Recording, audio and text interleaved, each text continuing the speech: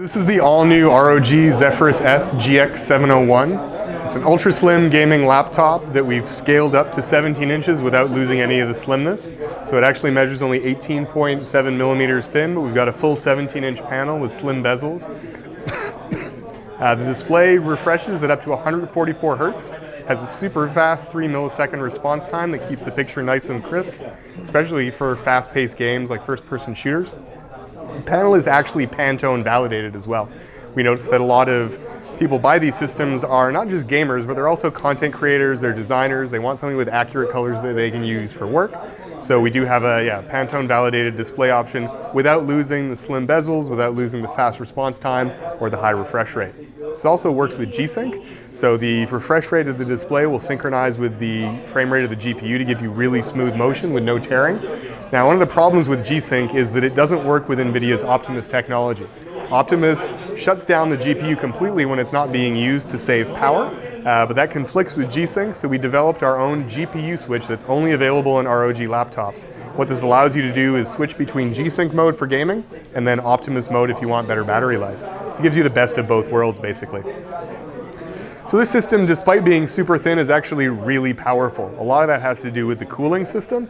You notice here that the keyboard is moved forward slightly, so this gives us more room here to incorporate the cooling, and then it also keeps all the heat generating components in this upper region, which means they're far away from your hands, so you're not going to get any hot spots in the keyboard when you're playing games for long periods of time.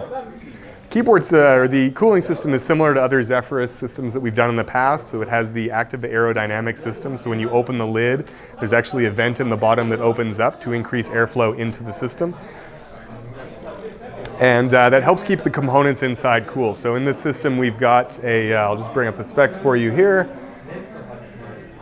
But we've got the latest 6-core Core i7 CPU. You can get it with up to 24 gigs of RAM and up to a terabyte of NVMe storage. Now the GPU in this system is a new GeForce RTX 2080 Max-Q. This will also be available with a 2070 and a 2060 config. Basically, we're giving you high-end performance in an ultra-slim system without compromising on anything. A couple of other upgrades that are worth covering here. One of them is the keyboard. We have per-key RGB lighting, which is the first time we've done this in a Zephyrus system before. We've also got this little volume roller on the side. Volume rollers are really popular in desktop keyboards. We put it on the left on the Strix Flare keyboard that we make, and it's been really popular, and we decided to integrate one here as well. You can actually click down on this to mute as you want as well. Now, battery life is really important in systems like this. We put a bigger battery in it. It's actually a 75 or 76 watt-hour unit that's 50% larger than the last generation. And we actually looked at how we power the system as well. Now, you need a lot of power and a fairly large power brick if you want to play games with powerful hardware like this. But a lot of people use these systems for things like email, word processing, web surfing. They're not gaming on them all the time. So we implemented Type-C charging support, which allows you to run the system on a little itty-bitty power adapter like this. You get models up to 65 watts that it'll work with. Now, you can't play games and keep the battery charged in this configuration, but if you just want to do email or word processing, sort of basic tasks, this is all the power you need, which allows you to pack a lighter adapter when you need to travel, and then keep your more powerful adapter at home where you do your gaming. Now, this Type-C charging support uses the standard USB power delivery spec. That means it's also compatible with USB power packs. So if you're on the road, let's say, you're running out of battery on your laptop, you don't have a wall outlet anywhere nearby, but you still have a little bit of work you need to finish up, you can plug in a USB power pack and get a little bit of extra charge. How much depends on what you're going to be doing and how much capacity the power pack has, but you can get up to an hour of extra battery life with something like a ZenPower Pro. Now, one of the biggest challenges with doing a laptop like this with slim bezels is what you do with the webcam. Not a lot of good options here. If you put it on the bottom, you end up with a webcam that looks up your nose, and a lot of people don't want that.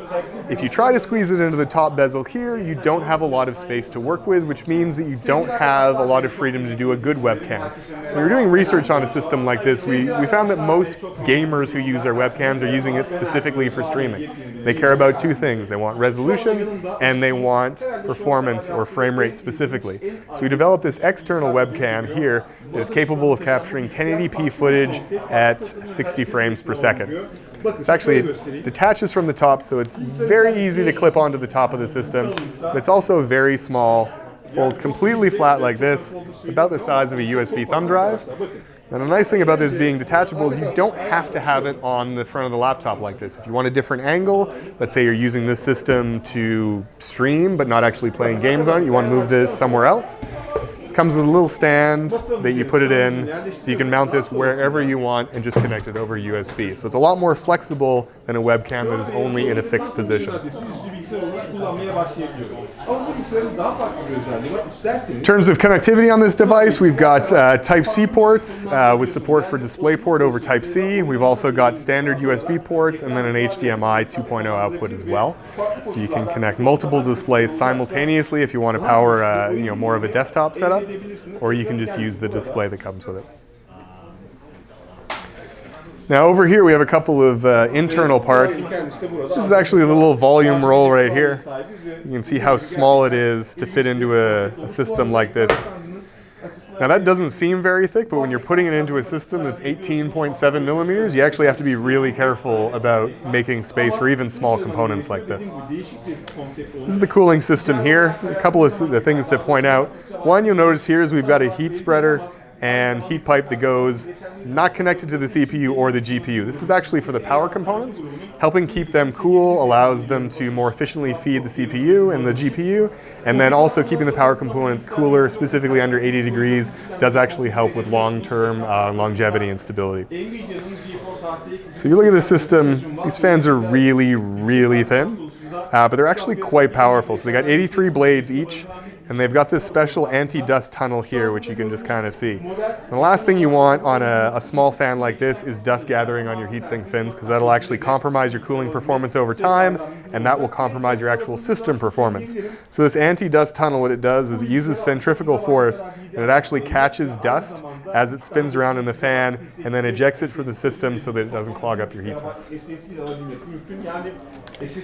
Another thing that's really, really challenging is fitting everything onto a motherboard for a system like this. So this is actually the size of a motherboard. It's much smaller than a typical desktop motherboard, despite the fact that it integrates not just the CPU, but also the graphics chip. So there's not a lot of spare room here.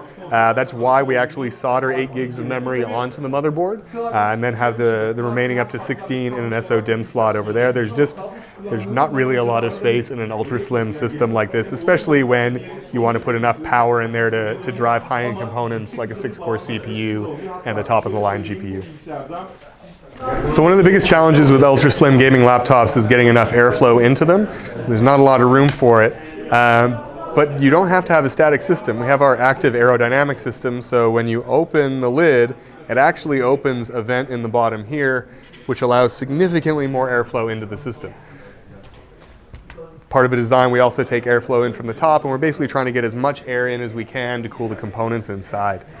If you look at the design here, we've got a nice brushed finish on the top. We've got contrasting brush lines in one direction, and then another direction, a nice ROG logo here. On the port side, we've got your standard power connector if you want to connect DC. This is also where you would connect the Type-C for Type-C charging. We've also got HDMI, a standard audio jack, and a Type-A port on this side. And then on the other side, we've got a couple more Type-A ports and then one more Type-C. This Type-C can't be used for fast charging, but it is available if you want to connect additional peripheral devices. So this is the Zephyrus S GX701. It's our way of going bigger but staying slimmer, and it's going to be available in the first quarter of this year.